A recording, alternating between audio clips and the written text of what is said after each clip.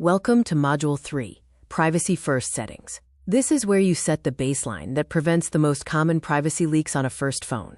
We're going to focus on 3 areas: location, app permissions, and tracking. Nothing here should break normal phone use. It just puts you in control of what gets shared by default. Here's the game plan. First, we'll get location right by separating 2 things that are easy to mix up: Find My versus app location permissions. Then we'll set a default posture for the permissions that matter most: photos, camera, microphone, and contacts. After that, we'll reduce tracking and targeted ads with 2 quick settings. We'll also choose basic iCloud defaults for backups and photos, so you can recover the phone without stress. One quick note before we start. Most steps in this module happen on your child's iPhone, because that's where app permissions live. Here's the simplest rule that keeps this from becoming complicated.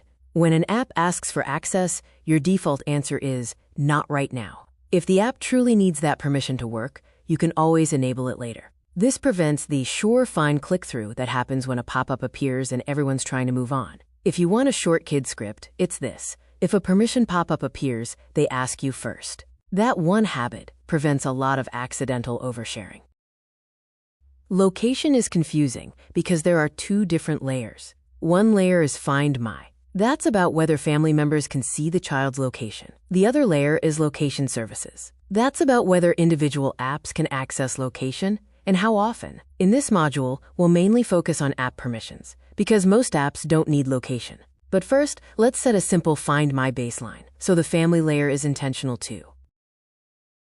This is optional, but it's worth deciding early. On your child's iPhone, you want Find My iPhone turned on so you can locate the device if it's lost. Then decide whether you want the child's location shared with family members. There's no single right answer here. The important part is that it's a deliberate family decision, not an accident. If sharing is on, set expectations with your child. Tell them what you can see and when you'll actually use it. Define these settings. On the child's iPhone, open Settings, tap the child's name at the top, then tap Find My. Now we're in the app layer, Location Services. Do this on your child's iPhone. Your baseline is simple. Most apps should have location set to off. If an app genuinely needs location to function, choose the option that only allows it while the app is in use. Try to avoid the setting that allows constant background access, unless you have a very clear reason. And when you see precise location, treat that as a separate decision. Many apps don't need precise location to work, so it's often fine to turn that off. A good rule of thumb: if the app still works without location, don't grant it. Now let's cover the 4 permissions that cause the most oops moments: photos, camera, microphone, and contacts. For photos, aim for the smallest access that still gets the job done.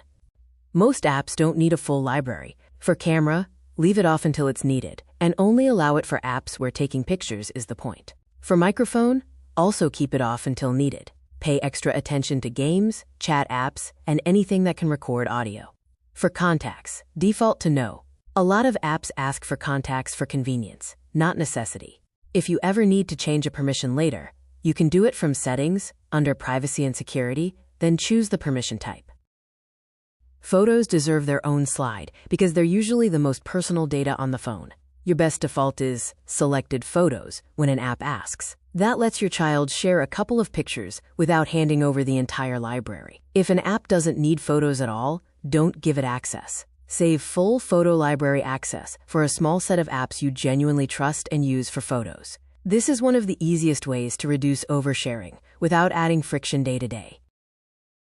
Now we'll reduce tracking and targeted ads with 2 quick settings. First, turn off the setting that allows apps to ask to track. That cuts down on the prompts that try to nudge your child into enabling tracking. Second, turn off personalized ads where it's available. You're not trying to eliminate ads. You're reducing how much the phone is used to build an advertising profile about your child. If you want to quickly confirm where this lives, it's in Settings under Privacy and Security, then Tracking.